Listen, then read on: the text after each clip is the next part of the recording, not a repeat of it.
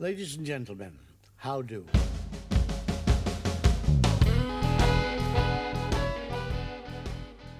Hello and welcome to Mondo Street Social Club, a new podcast aimed at bringing creative minds together. Mondo Street is about sharing the creative process, discussing the highs and lows, and talking about how we cope when the creative genie eludes us. Pull up your comfy chair, put in your best headphones, and enjoy the next hour.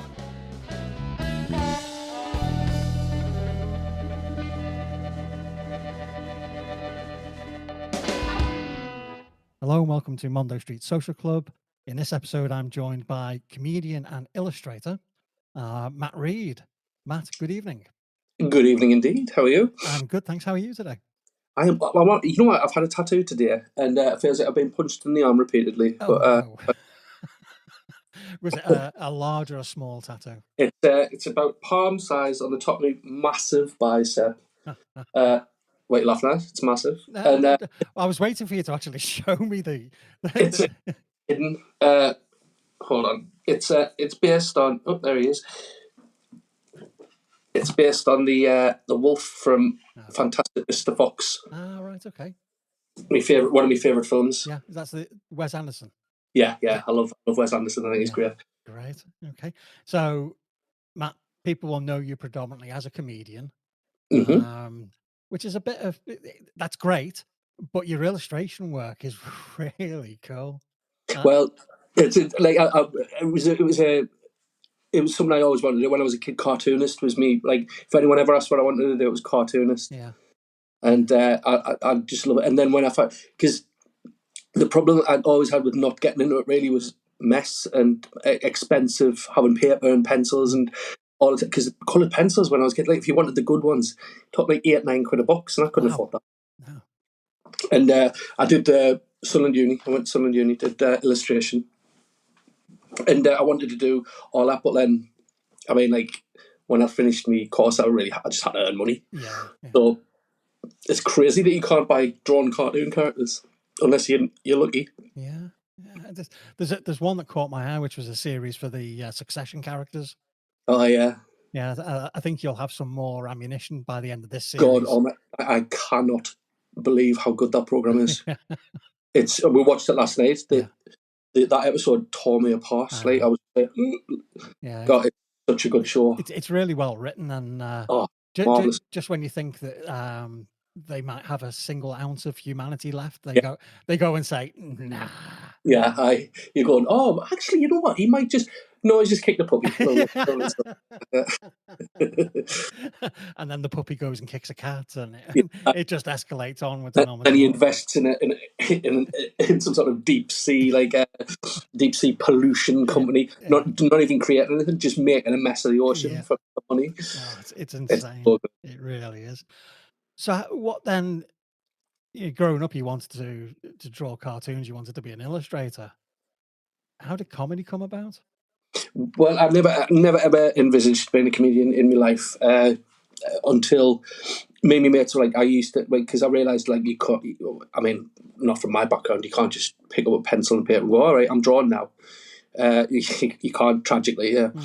And so I was doing a lot of shitty jobs, I did, like, I was a lifeguard at Crow Tree Leisure Centre in Sunderland for a bit, ice monitor, which was just dangerous, and then after that, I worked at a little supermarket in Fence Houses called Nice City Day, and it was just so easy. I felt like kind of like in just an easy way of living, like going to work. I earned enough to get by.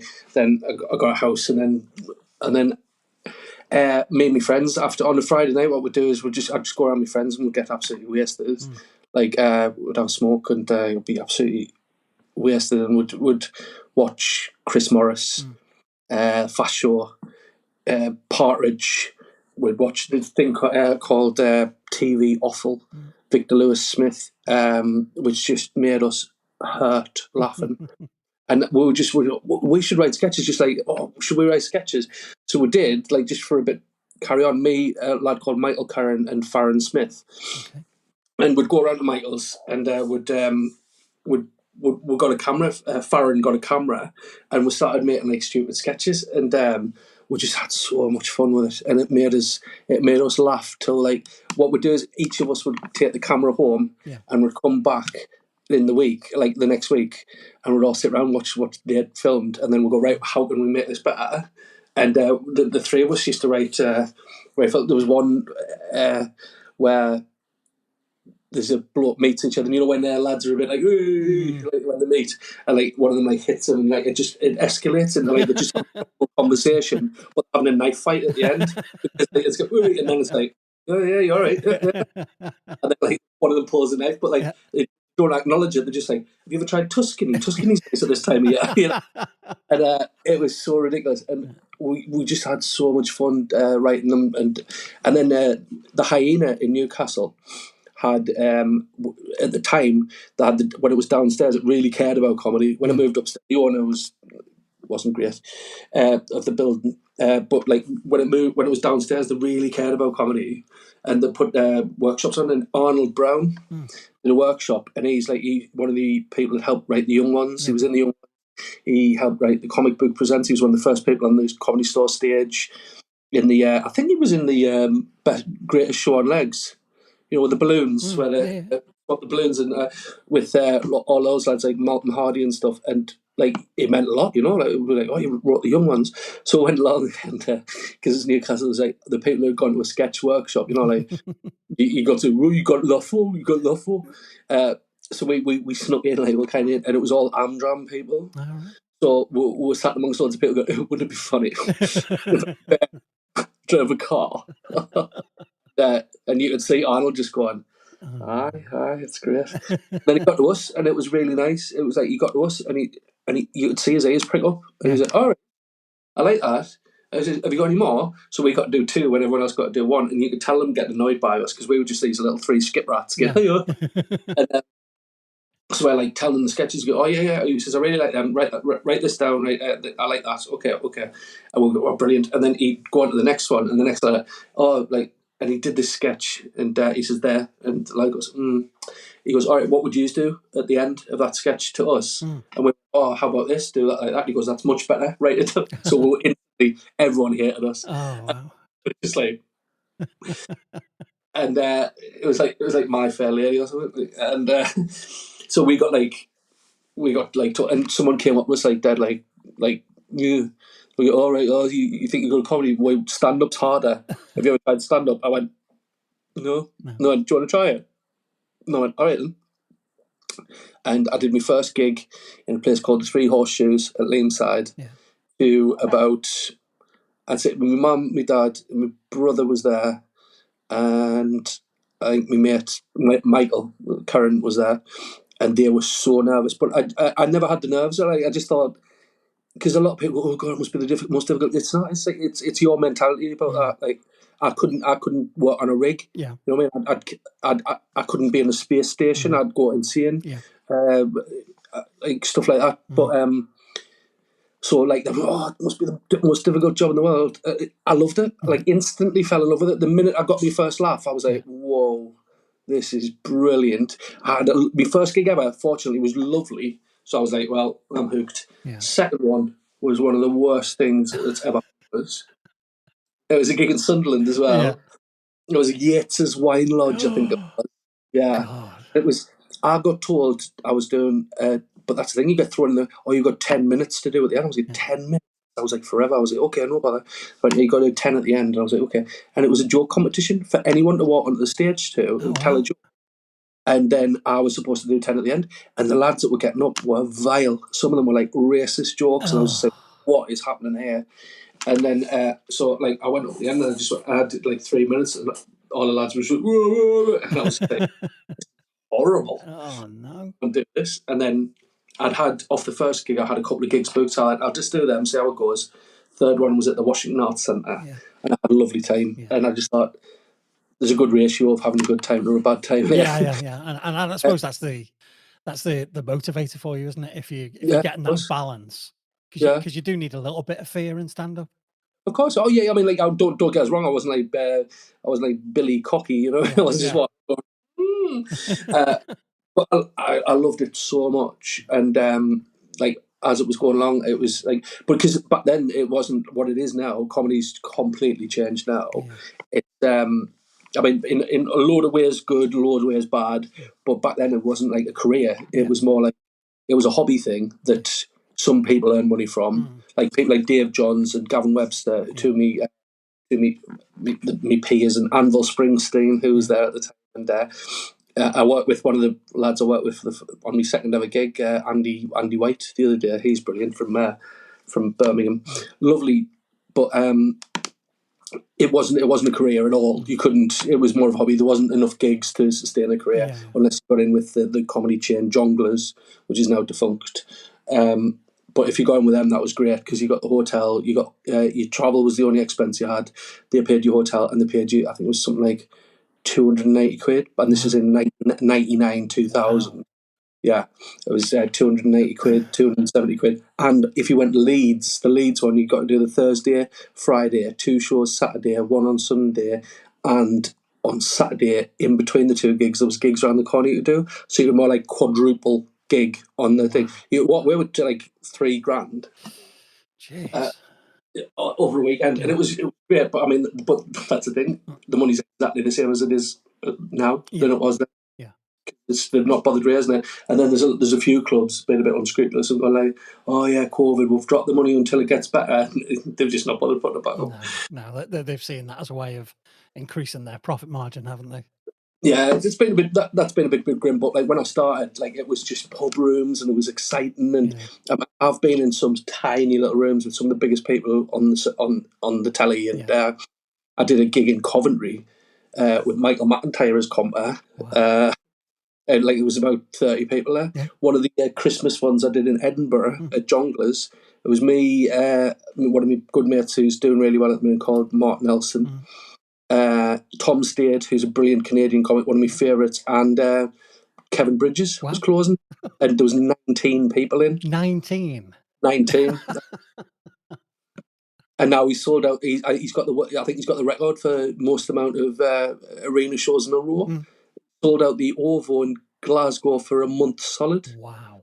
At 30,000, I think that was. That is incredible, isn't it? When you think about it, at the very, very core, the essence is one person telling a joke. Yeah, exactly. Well, yeah, I mean, like, that's a good. I think that's because a lot of businesses don't understand how good comedy is for your club because the overheads are nothing. Yeah. Nothing. You need a mic and you need chairs facing the right way. Yeah. That's all you need. Yeah. And as long as it's not some sort of Fisher Price sound equipment, then you fight. Like I did the Theatre Royal, and I was kind of embellishing it. Like when I was on stage the other day, and I was like, "Oh, come to see us at the Theatre Royal next time when I do one," because the people who come to see me drink, and comedy clubs, comedy goers drink. They drink, so your bar takes through the roof. And I said, "Oh, I brought the record at the Tyne Theatre bar," and the woman had come to me show from the Tyne Theatre, and she went, "Do you know what? You might have." I went, "Right, what did you make on the bar?" She went, "Well, we had $7,500. Holy! On one night." So I was like, me. That's my boys. and women. Yeah, that's the it's probably the glasses. Yeah, the surprise for subscription is liver failure. Yeah. But I loved. I instantly fell in love with comedy, and that was. I just couldn't like. Every time I had a bad gig, I just went, "All right, well, what did I do wrong?" Rather than like, "Well, that's it." And I still get a kick if I get booked into my favourite clubs, or if I say I'm on with a friend of mine, and I still get a kick out of it. This weekend I'm in Brighton. I can't wait. I haven't been to that club for ages. I love the city, and it's going to be great. I've got 3 gigs in Brighton this weekend. It's going to be great fun. Fantastic. So most comedians, most actors, because there is that similarity between the actor and the comedian, way their brain works, that they are fearful of bombing, of not having a good time while they're performing, but you seem to be quite pragmatic about it. I think I got better. I got because I compare a lot. See, right. I host the show, so I'm like very audience interaction. So my gigs are never the same gig. Like, that's why I love doing that, because if you interact with the audience, it's become a bit of a thing at the minute with comedy where people all interact and they put the videos up with them interacting with the audience. Yeah. And some of it's just like there's nothing there. Like, but there's some of them are very good at it, but some of them are just like they'll put anything up because it makes it look like they've just come up for on the spot, and they rarely have. Yeah. But there's some brilliant ones at doing it. I mean, Paul Smith's absolutely steaming at the minute. He's filling arenas. He's doing brilliantly, and I like Paul. He's a good lad.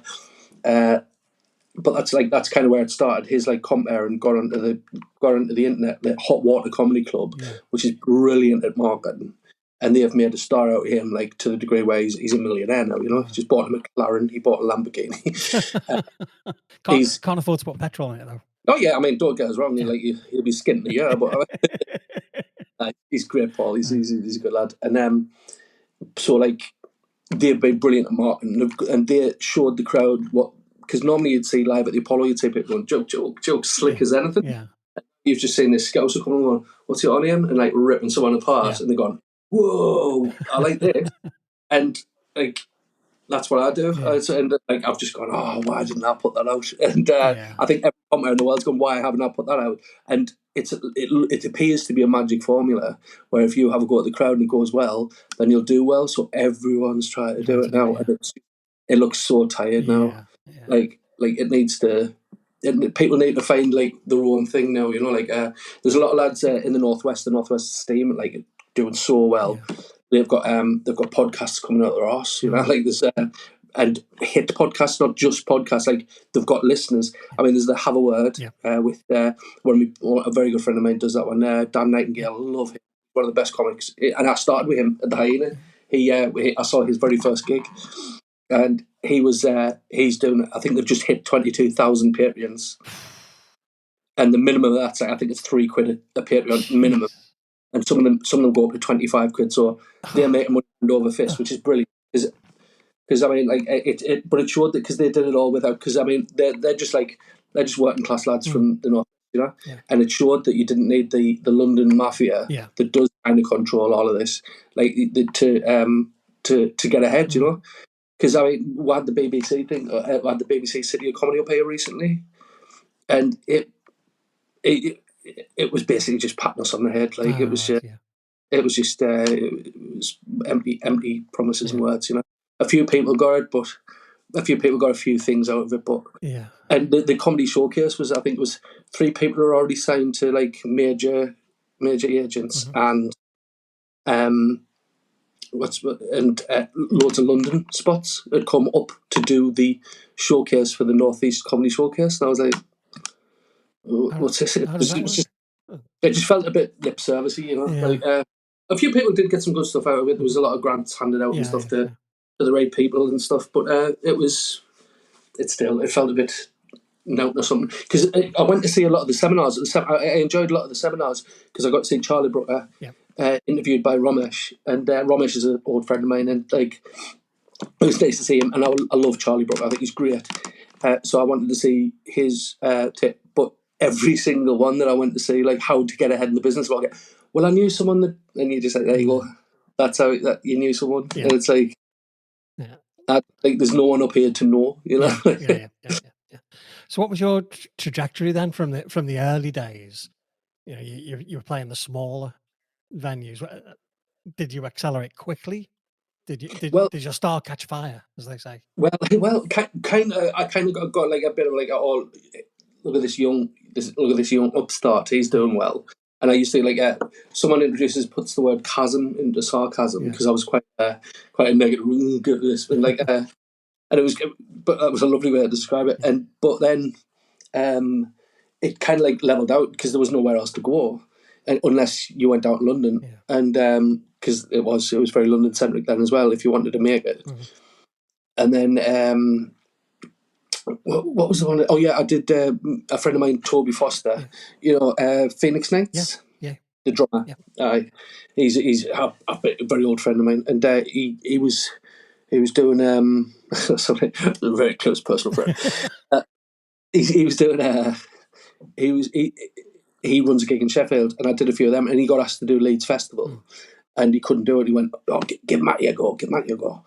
So I got to do Leeds Festival, and I was on just before, I think it was Ed Byrne at the height of his fame. Wow. Yeah. So the tent was rammed. Yeah. Like 2,500, 3,000 people.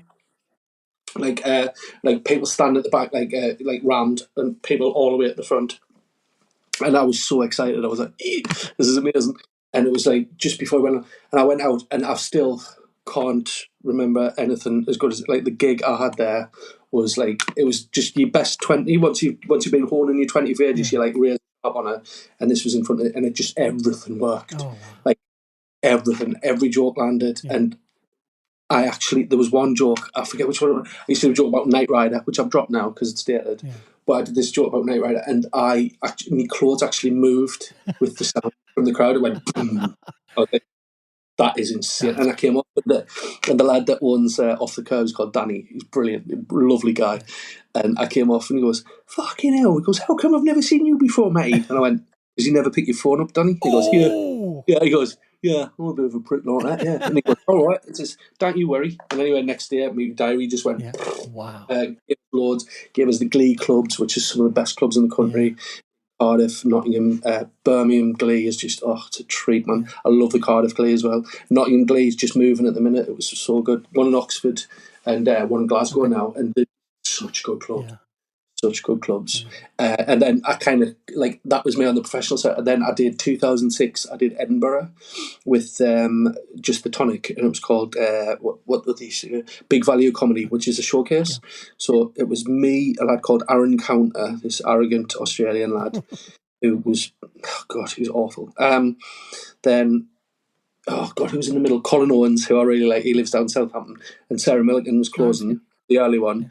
And in the late one, it was Tom Wrigglesworth, who's great, Andrew Bird, who's on tour support with Russell Howard at the minute, a lad called Vince Fluke, who was an absolute nightmare of epic proportions, and who became my best friend, a lad called Benny Boot, an Australian lad, and he's just so funny. He's one of my favourite people on the planet. And we got on, and the Jongleurs Booker came to see the showcase, and me and Sarah just had an absolute screecher of a gig. It was so good. Like 3 lads stood up, because it was still a lot of stigma about female comics and stuff like that. We thought like Sarah was one of the like, no, we are good. And 3 like hairy arsed builders stood up unabashedly and gave her a standing ovation in a room that didn't have many people in, and they stood up and like unashamed, because normally it'd be like, oh, I like the loss of it. They were just like, yes. And Julia, the booker, who's lovely as well, she came up and she just went, "Right, no more auditions. You're getting Jongleurs. I'll fill your diaries for you." And that was my mortgage paid. Wow. That's us sorted. Like it was like, it didn't like pay off the mortgage, but like that's me monthly payments without any kind of hassle. It was brilliant. And that was when I kind of like that. Well, right, because I quit my job to go and do Edinburgh, and then it turned out it was worth it, because I would living. God, that's really impressive, because that must have been a hell of a gamble for you. Oh, it was. It wasn't Edinburgh, actually. That's a lie. It was the Christmas before, because I wasn't allowed my phone, so I had to keep my phone in my pocket, and it was a Nokia. It was about this big. You know, the ones where you had to press the numbers a number of times. Like, I texted in my pockets, which did look weird considering I was hidden from the outside. What's he doing? So I could text back, and I got this message off the stand, actually. It was in Edinburgh, and they went, "Oh, I want you for the Christmas show," because I was in a double act, and I did a double act at the time with Farron, because Michael couldn't do it. He's having a few problems, so he couldn't do any comedy. He kind of dropped out to the wayside, and me and Farron did a double act, did silly songs and stuff like that. A lot of the stuff we wouldn't get away with now. So we're doing that, and I got a text said, "Can you come do the Edinburgh stand in 19th to the 23rd of December?" So I went upstairs. I said to the boss, "Look, I've been asked if I can do the 19th to the 23rd in Edinburgh, so I'll need that time off." And he just went, "I can't. Like, it's 19th to the 23rd of December. It's so busy. I'll need the staff." And I just went, "All right, no bother." So I came down. And I was going to text him. I just went, "No, I'll text him later. I'll see if anyone can cover or something. Well, I might be able to sort something." And I scanned. There was a few customers I hated, and one of them came to the counter, and I was just scanning the stuff, and I just went, "Nah." And I switched my till off, went, "Oh, Oh, I went, my till's broken. I'll just go upstairs and see what see what I can do. You just go along there. So they went along the end, and I went upstairs. I just went, I can't work here anymore. Oh, wow. I can't get this. And he just was, I was just waiting for you to say it, to be honest, man. Yeah. So he says, like, good luck. Can you work your notice? I went, absolutely, I'll work your notice, but like, I've got to do that. And I went, and it was just one of the best Christmases, because I got to do a corporate. So we're doing like one of the gigs on the night, and they said, the stand was like, look, can you go over in the afternoon to this hall? It's a black tie do. You're on with, it was Janie Godley and Frankie Boyle. No, we were like, oh yeah, no bother, because I mean, it hadn't even been on the telly at the time, so it was like, no bother. And we were very like dark, scruffy, like, you know, like we both had long hair, like beards all out, and we were like singing these horrible songs about like the Tramp rap and nicotine songs about how cool it is to be smoking and stuff. And we're doing these songs, and they hated us. And there was this one song where I slammed the mic stand down, and I've still got the scar. Took a chunk out of my finger, like that, to the point where when I moved the mic stand afterwards, I heard the chunk hit the floor. It was so bad. My hand was absolutely pouring blood, and I realised because they hated us. There was no interest in them. Some people were like, excuse me.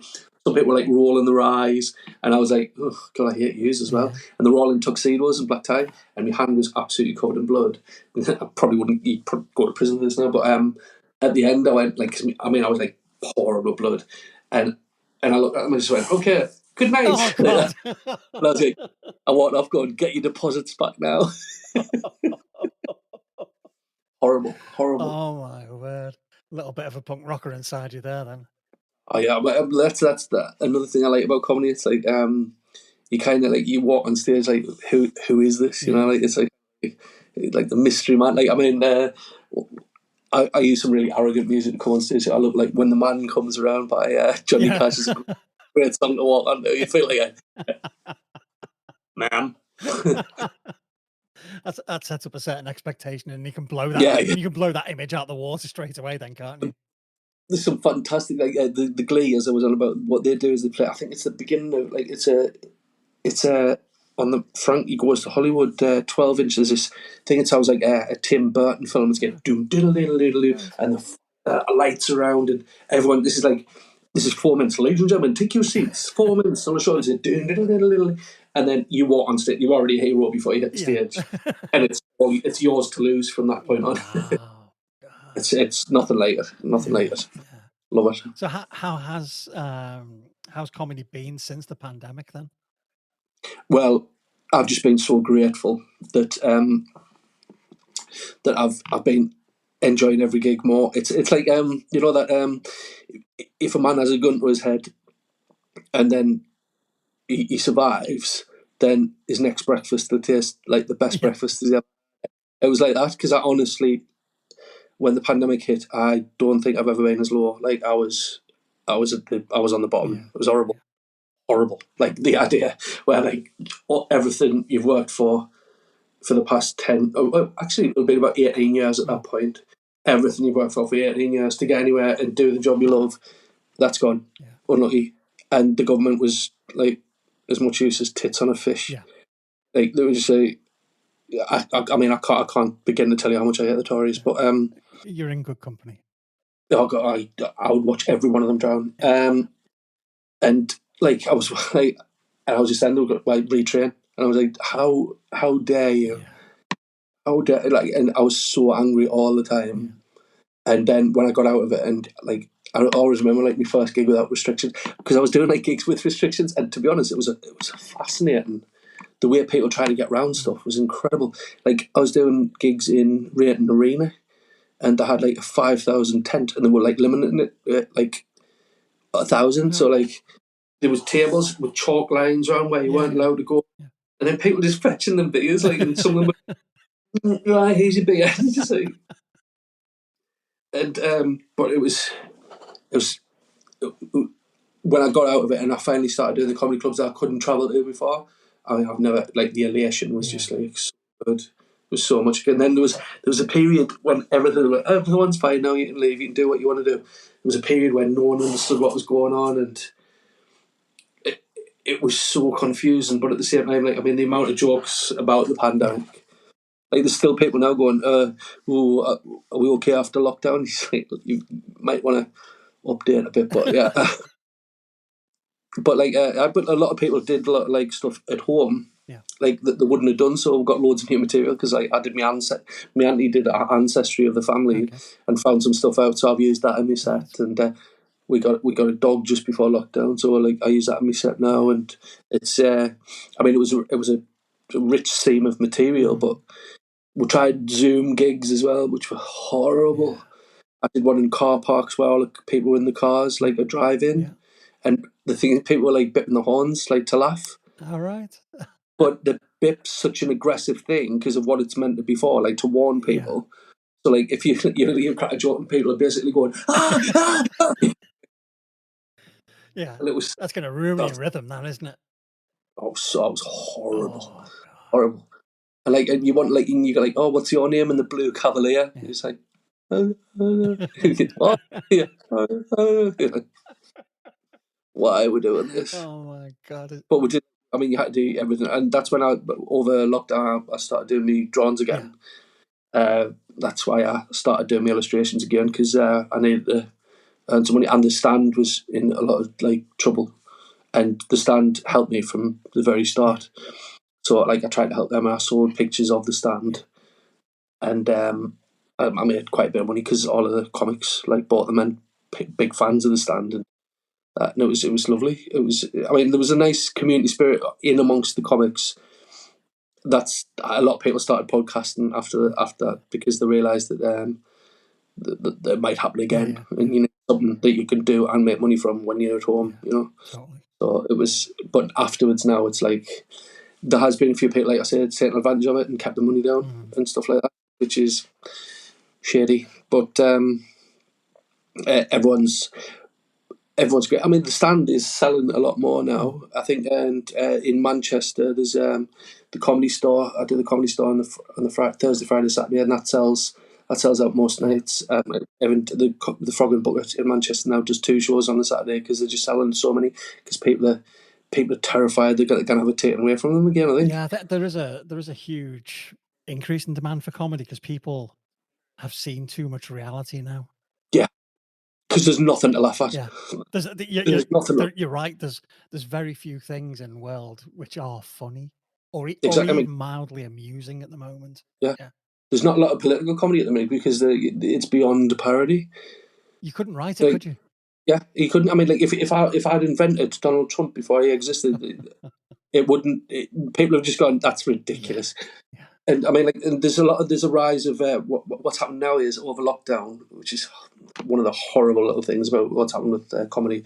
So a lot of comics have turned right wing because they've realised there's money there. There's a lot of them don't believe a word they're saying. Yeah. It's horrendous, and they've gone anti-vax. Some of them have gone absolutely crazy. Like, I mean, I say crazy. They go, "Oh, I'm a sheep," because I don't. But like the anti-vax and some of them, I mean, some of them started denying the Holocaust. It was insane. Oh my God! You know, I don't know where they took that leap from. You know, but like, the government's watching it, and you're like, oh man, yeah. If they're that desperate for material, surely they should just pack up. Some of the comics went crazy, and then there was all this, like, because people had so much time on their hands. I think, like, this whole, like, everyone goes, oh, you can't say anything anymore. You can say what you want as long as it's funny. Like, and every now and again you'll have like someone will complain and it'll gain traction because of Twitter and stuff like that. But I mean, but then you look at the jokes that they pick on, and sometimes you go, yeah, maybe you shouldn't be saying that, you know, like. But like, that's why I'll never touch on subjects like it. I know like comics are supposed to be, oh, this is what I think, but like, you watch some of the comics, just they're clueless, and you wouldn't even ask them to order themselves a meal. And they're like going up to them going, what do you think about transgender issues? You go, why are you asking him? like, unless I can form a coherent argument one way or another, I'm not talking about it because it's none of my business. Well, at the end of the day, it's your credibility, it's your occupation, it's your livelihood. Yeah, so if I steam in with a stupid opinion, people say, you can't say anything. I was in Blackpool this weekend gone, which, It's not a nice place. Uh, It needs modernisation, doesn't it, from the sewers I mean, upwards? from the high, exactly. It just needs knocking down, starting again. It was horrible. Yeah. Every child there looks sticky. Yeah. I don't understand that. Like, I was like, but I went there and like I was doing the gig and having a lovely time. But like just along the path, like Chubby Brown's doing the show, and I'm like, so if you can't say anything anymore, because I know what his material's Yeah. like, it's like just bigotry. Totally. And but like he was selling out, like he's got thousands of people in there laughing their head off at his jokes about hitting his missus about, and you just say, well, don't tell us you can't say anything because you clearly can, and all the ones that say you can't, they're all on the biggest platforms on the planet going, you can't say anything, you can't say what I'm just about to say anymore. You're just saying it. Why? Stop making stuff up. It always beggars belief for me because the best comics in the world are the people that can say anything Mhm. but not be offensive or offend Mhm. somebody whilst they're saying it. Yeah. Ricky Gervais has been very, very, very clever about transgender, for example. He's made a few comments about it, and he's not come down on either side of the argument, but he's very cleverly made his point, and nobody's gone, "Oh, Ricky Gervais, oh bloody hell!" Well, there's quite a lot of comic wise. He's not particularly one way or the other really, but like there's the way he talks about it is that you kind of go, all right, Ricky, we get it. Yeah, absolutely, But well, I mean, it's like I say, it's his opinion. It's none of my business. Like, and there's always that argument. Like, if there's a comic you don't like, stop watching them. turn the TV over if you don't like the program you're watching instead of I mean, like, unless it's outright race hate or homophobia, like where it's to a dangerous degree where it'll inspire people to assault or anything like that, then just if you haven't got the common sense not to be influenced by someone that's telling stupid jokes, then you're the problem. I don't get how people can't understand that. Like if I come in and go, because I'm telling a joke and I go, oh, Boris Johnson, I wish he would die, and people go like, oh, I can't believe it. I haven't got the power to make that happen. So I say that. Like, but you're in a comedy situation. It's a joke. I mean, it's both sides. I mean, the right's a bunch of absolute morons, and the far left are an absolute bunch of morons.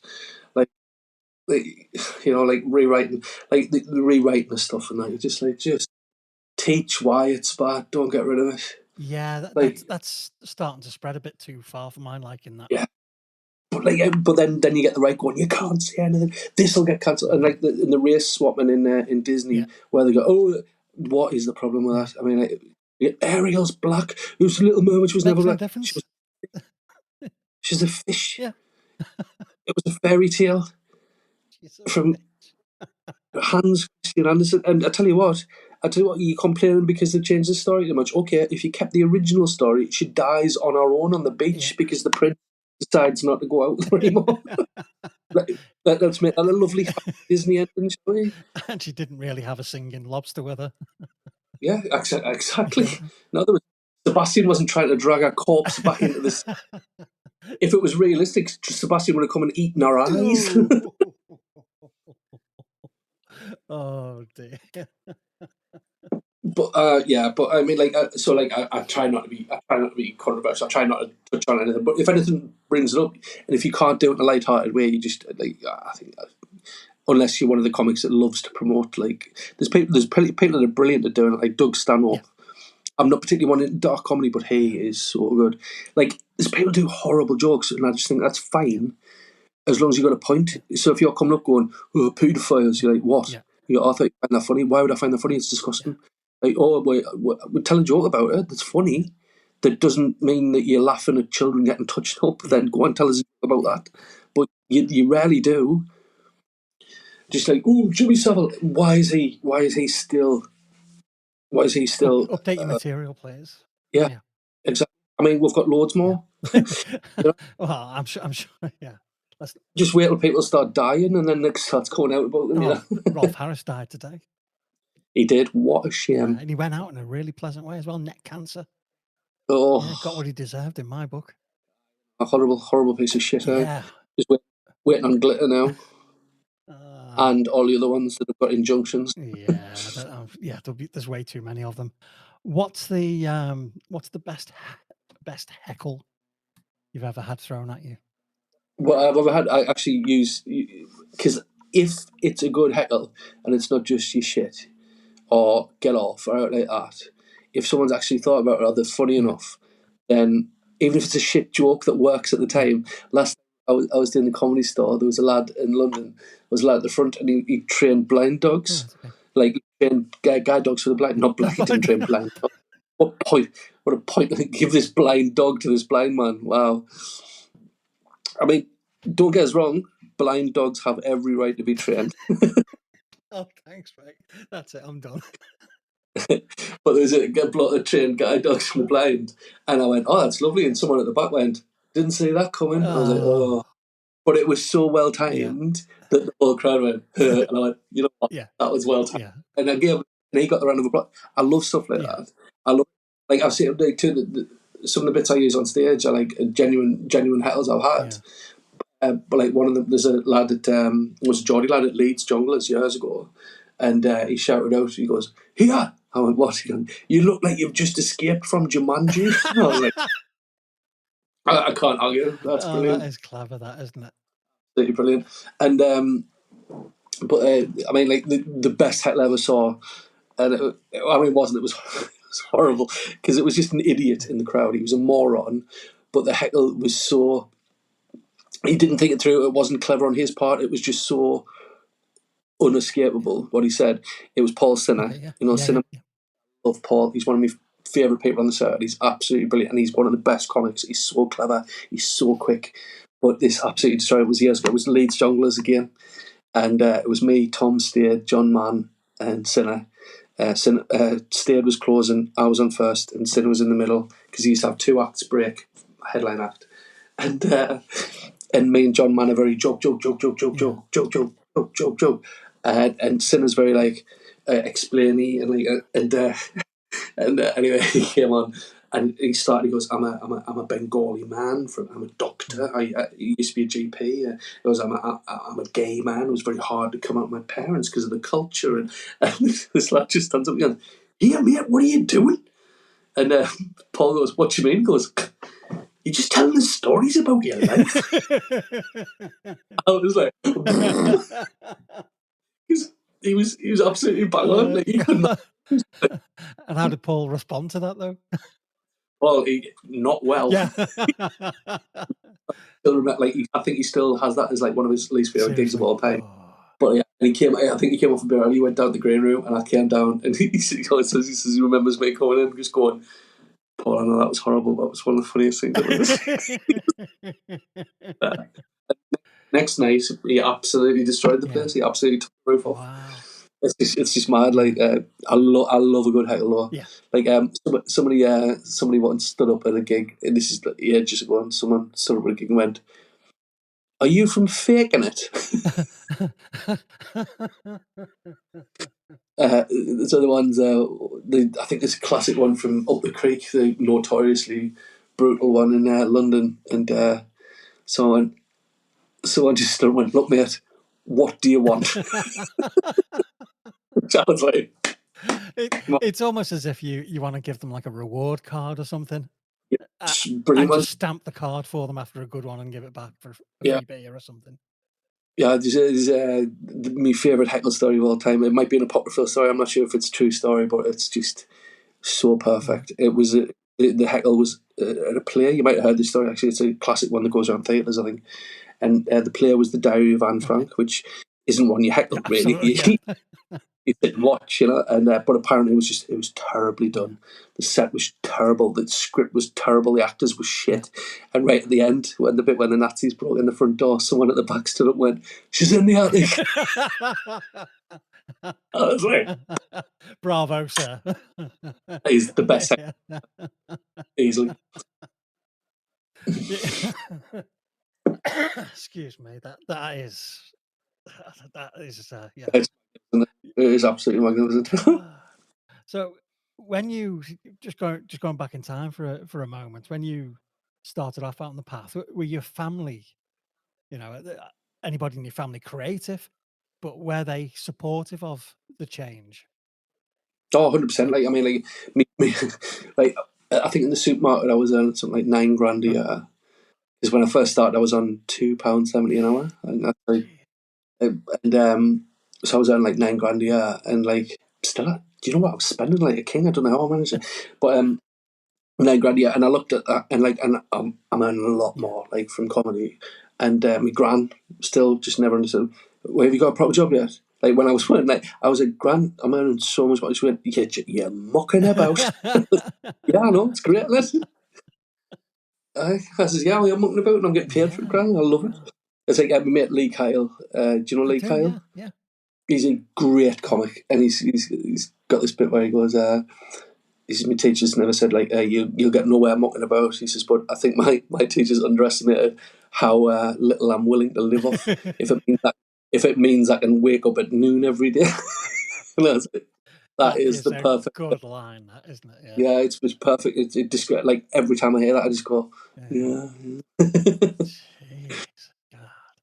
So how about then your creative process then? Are you disciplined in the way that you write new material, or are you as it happens on the spur of the moment?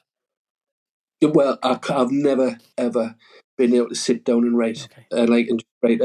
I tried. I did have a story show that I did write out, but just very, very, like, just in Ah, bullet right, okay. points. About the time I was stalked, I got catfished and stalked really badly.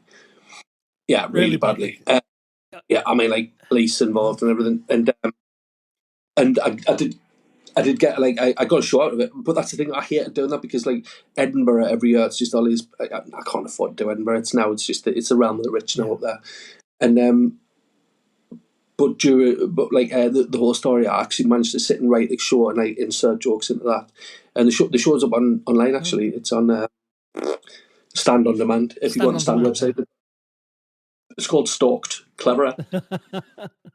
But my mate did tell us, like, when I put the poster up, he goes, "You missed an opportunity there." Like, well, what do you mean? He goes, "Why have you called it Stalked?" So I went, "Because that's what happened." He says, "Look, you could have had Matfish." I was like, Oh "Oh, God. that's much better." So so yeah, like, but my writing process, it's just something popping in my head, and I'll write down, like, on my phone now, and my notes is just sentences that hopefully I'll Ah, remember right. what I Yeah, yeah, meant. yeah. Hopefully I remember what I meant, and then I'll remember the concept of an idea I had when I'm on stage, and I'll start talking about it. And the good thing about, like, because I've got quite a good comedy Yeah. brain, so when I'm talking about something, I always know there's going to be something there, but you're going to have to be prepared to keep walking until there's a joke. Okay. Like, because if you give up halfway through, then you've lost 2 minutes of talking about Yeah. nothing, and there's and so you've got to have, like, you've got to have a reverse gear where you can get out of a situation, because it's called a comedy cul-de-sac, where you go down and it's like you're looking about this. There's like there's pictures of the skeletons of comics on the way. Turn back. There's Yeah. nothing here. Yeah. Well, just have a little look. No. No, no. So there's a lot of that can happen a lot. But I I love the idea, because all my solo shows. I mean, even the big one I did in Yeah. January. Uh, Normally people have written this, like, perfect hour where they've done tryout secret gigs, trying it out in front of 40 people before they do the big gig. But I just wrote. I had a few, like, had like 5 ideas that I wanted to Yeah. do, and I wrote them down on a piece of paper where my drink Yeah. was. Put them down, went out, and I went, hiya, and that was it. That was the prep Wow. that I did for the biggest show of my life. And I was just like, because I can't, if I start reeling off a joke as if it's a script, it'll sound like that, and people don't come. That was the problem with me writing a story show about Stalked. I loved that show, and it did well. Everyone loved it, and it shocked people, and it made people gasp and everything. But I panicked because I was telling a part of a story, and I'd lose the tension, because in my head I've been going that long. I need a laugh, and if I've got 3 minutes without a laugh, even if I'm just building the story tension, Yeah. then I panic. So I'll do a stupid joke and I'll ruin everything, Yeah. like, ruin everything, like, that I've built, like, tension Yeah. Yeah. Yeah. wise. that story was so basically, like, if I get on stage and I start telling the story, the people that pay to come see me are the ones that like what I do normally. So I'll be going like, yeah. So anyway, I've got this. So I started, and my dad was like this, and people going, why is he not calling me mate Dave, a prick for these shoes? I don't. Dave, where'd you get them shoes? Clown College, and everyone's like, hey. But do you know what? I love both. I love all sides of this, and I've tried. Like, what I do is I'm going to, like, what my favorite thing in the world is going on and going, right. Let's see what happens, because that makes it interesting for me. It makes it like and that means I can get repeat business, because if anyone comes to see me again, if I do the same jokes over and over, like, it's. I mean, like I say, like, I can't write where I just go, right. Okay, that show's done. What am I writing? I can't do that. It doesn't work for me. So I've got to go out and go, let's see who I get in the crowd tonight and what fun I can have with them. That's why when I do a solo show, I'll always make there a concept to the show where I can basically use it as audience interaction. So the show I do regular at the stands called Ha Ha Mageddon. Because of a bit that I came up with. The first show I did there was called Gin Incredible. It was just me drinking gin with everyone, having a laugh.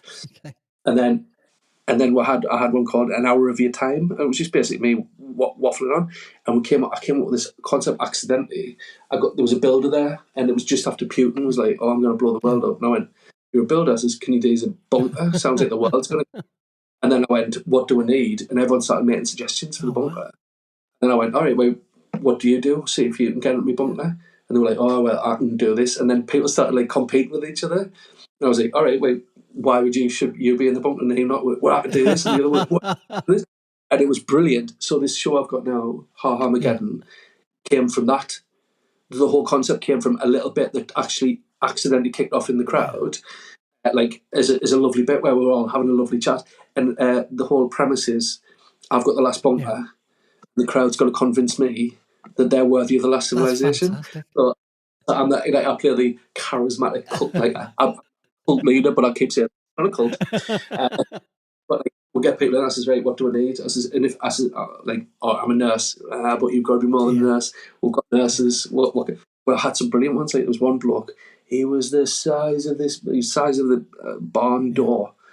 And this is what he was, a power lifter, a personal trainer. As we are getting in, because if the front door fails, you could be the door. And I says, we need security. And I found this bloke. He looked like someone from like Call of Duty. Like, he had this big beard. He had sunglasses on indoors, a cap on. He was out down like that. And I says, all right, what do you do? And he goes, actually, I'm a bodyguard. I went, no way.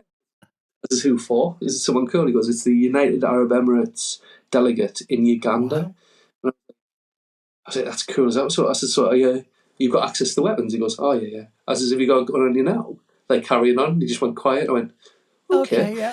Change subject. And I was like, so if there's a safe houses around here, like for him, he goes, the safe houses everywhere. And I went, you're giving us this information dead and easy, mate. Yeah. And then I said, what's my favourite bit was I was like, all right, so like, what's his mother's maiden name? He was like, I was like, like the United Arab Emirates delegate's going to have a Visa debit.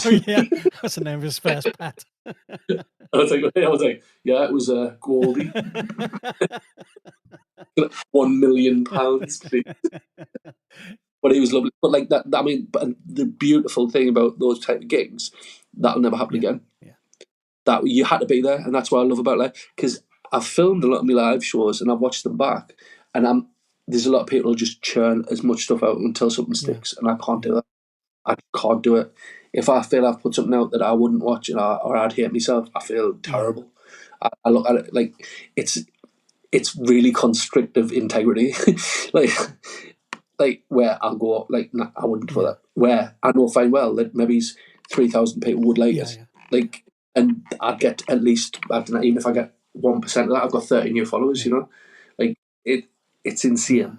Like, how much, like, how different people do their own careers. But for mine, I just love the fact that people come to see me and then go, you know what, I'd like to see him again. That makes me, that's 10 times more important than having 1 million followers online. Oh, yeah, and it's similar with being a musician. You know, you can. Yeah, of course. You know, new followers, old followers, people that love your material. That's the lifeblood of why you do it. Yeah, like if someone comes up and goes, "Oh, I've seen you here." I got, because we used to run a gig in Sunderland at the Royalty. It's now the Stumble Inn, I think, but we used to run a gig there every Wednesday. The lineups we had there, you wouldn't believe. We had Jimmy Carr there, we had Russell Howard, we had Frankie Boyle doing 20 minutes. But it was before they were massive. I remember once it was the same promoter. He's called Neil McGee. He doesn't do it anymore now, but he used to run a lot of gigs, and we used to run around a Kendall Arts Brewery. The lineup of that. Just New House opened, Tiger Face off Phoenix Nights. In the middle, Russell Howard. Closing, we had John Oliver. Wow. And that was just one gig. And it was like, Bloody hell. It was a wonderful gig. And at the time, I didn't realise how significant that lineup was. Yeah. But you look back at that and you just go, it's good. Yeah. And I suppose that you're fortunate as well that when the other comedians are on, you're part of their audience.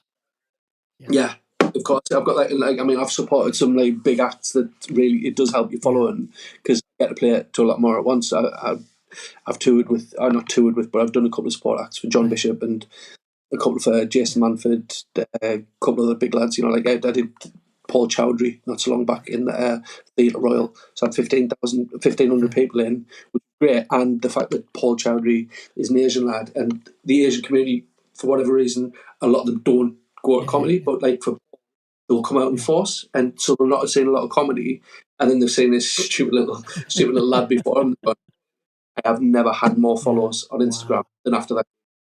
Never had as many followers. I got close to 130 followers off one gig on Insta. It was mad. That's crazy, isn't it?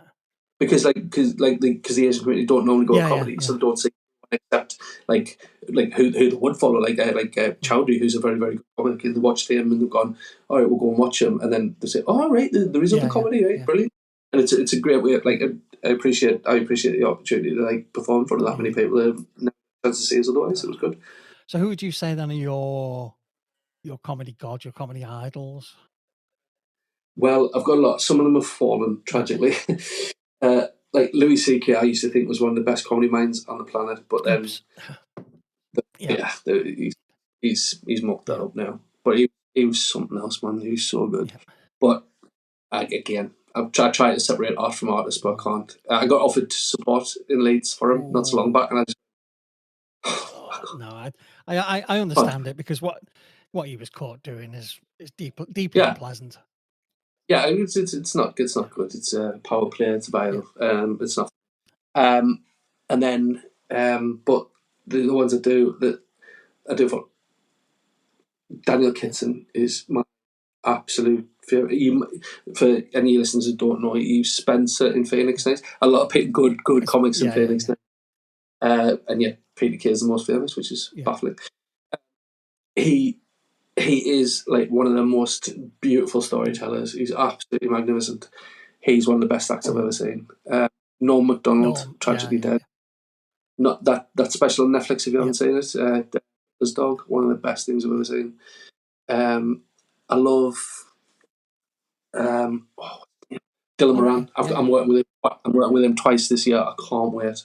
His Monster, the hour show he did called Monster, still one of the best hours of stand-up I've ever seen in my life.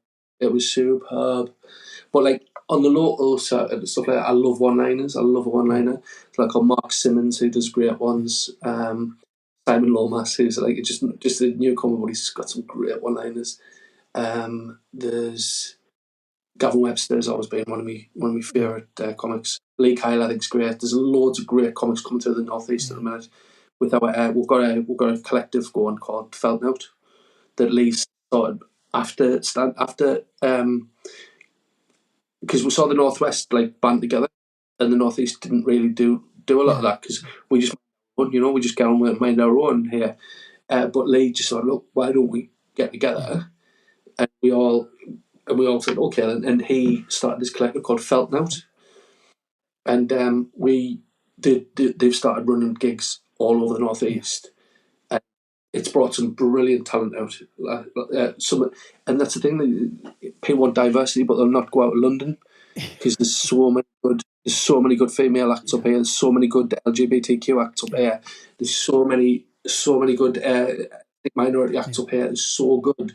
We've got such a good roster. It's so diverse, but they'll knock it out for us. And we've got like Louise Young, who's Gail Ash is on tour at the minute because she did get picked up because she's very good. Off the Curb took her on. She's just done support for Alan Carr and Tom Allen and a few others, and she's flying at the minute. She's going to be massive. She's got Edinburgh this year. I think she's going to get a nod for Best Newcomer. So there's her. But I say, my favourite, I think it might be Daniel Kitson. Like I can't. He's the only comic who, if I see he's on, I'll try and buy a ticket, because otherwise I'll just go, I'll phone them and go. I love Ramesh as well. Ramesh is a good lad. He's so. And his career has gone up into the stars, isn't it? Yeah, but that's he's still the same clown he was. He's still the same imbecile. I'm trying to get him for a charity gig soon, because I've just taken over the mantle of comedy support act. Got this thing where we'll do gigs and we put it in, and if a comic can't work because of illness or accident or injury, we give them. I think there's a pot there to give them like a month's worth of money. 1,500 quid would give out to any. It becomes under stress like that, and so we'll do that. And I've just become because the people that were doing it was like Davy Johns and Lynn Chambers, who's now got a production company, and David's so busy because of his film and that, and he's doing the stage thing of Daniel Blake now. So he was like, he wanted someone to take over. So me and a couple of the comics had taken it over. And I'm trying to get Ron to come and do a gig for it. And he's like, yeah. And then it'd just go quiet. So I just text him going, so yeah, you're happy with comic suffering? Is this and I was like, no. And then eventually, like a month will pass and I've not heard, and I'll just go, and like send that. I'm coming, I'm just going, because he's so busy. He's all over the place at the moment. Hard work to get that. And Sean Locke was one of my favourites as well. Yeah, I'd never worked with him, but I do gigs in the ski resorts in Austria now and again called Altitude, and it's so good. And I never worked with anything like we had like Tim Minchin, Frank Well, Kevin Bridges. Kevin Bridges is one of the best as well. But it's so hard to pick a favourite. But Sean Locke was on, and I never seen him. I got to host the gala show that year. The big, like one of the big, they had 4 gala shows, and I got to host one of them, and it was just so exciting because it was Catherine Ryan, Sophie Hagen, Joel Dommett, Daniel Sloss, and then closing was Sean. And I brought Sean out, and he was one of the loveliest people. Like afterwards, apparently he came over. He crossed the road before he left because he was leaving before us. He crossed the road to see he really enjoyed what I did, and that meant so. Like whoa, and and I thought, I've never seen him, so I ran round and watched him. I nearly passed out laughing. I've had a couple like that. He's such a lovely guy as well. But, so yeah, there's loads, but I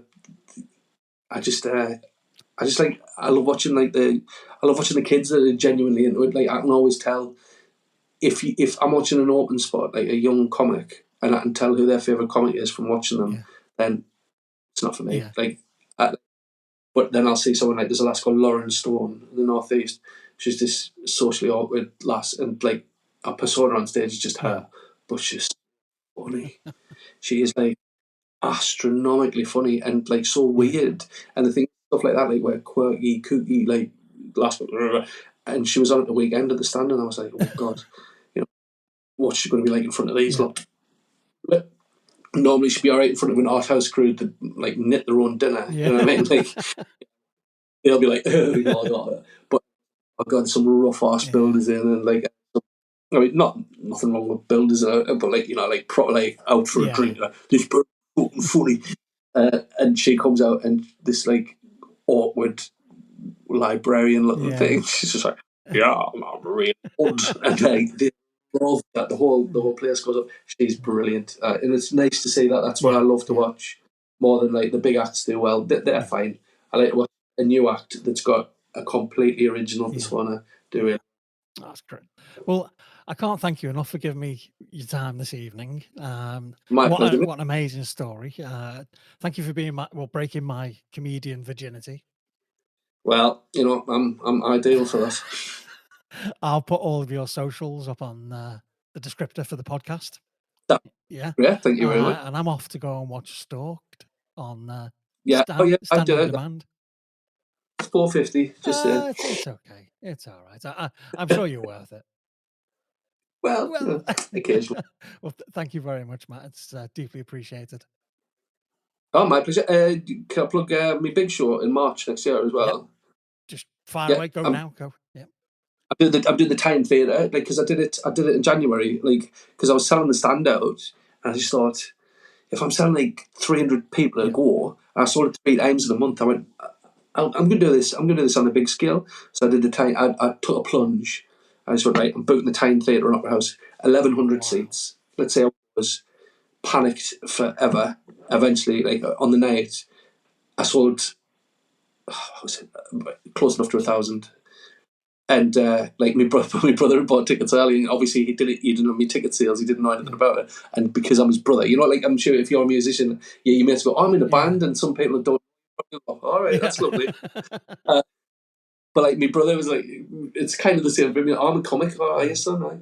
So he goes, "Oh, come to your show at the big one." Like, he says, bit of support, and he just said he's sat there next to his wife and his nephew, me nephew, and they all start looking. And there's like the place is like filling up, and he was just like, "What the fuck's happening?" And it was the best. It was the best gig I've ever had. I had such a good time, and like I say, I made them record box office record on like on the bar. So I just went, right. So I'm putting another one on 15th of March. It's called "Man Out of Hell." Very good. So it's all about coming from fence houses to where I am now. Any chance are you recording it? Yeah, well, I recorded the last one, but I forgot to ask the lads to actually record the sound of the crowd. So it looks like, I don't know if you've ever seen it on YouTube where there's like Bob Monkhouse and they've just taken the laughter track off. It looked like that, and I was like, I can't put this out. It kind of For an hour. defeats the idea of a comedy show, doesn't it? I've sold 1,000 tickets to people that hate this. And I'm just like, hey. Yeah, I refuse to laugh. No matter what you say, I refuse to laugh. But it's like, but I'll probably try and record this one, but a bit better this time. Matt Out of Hell.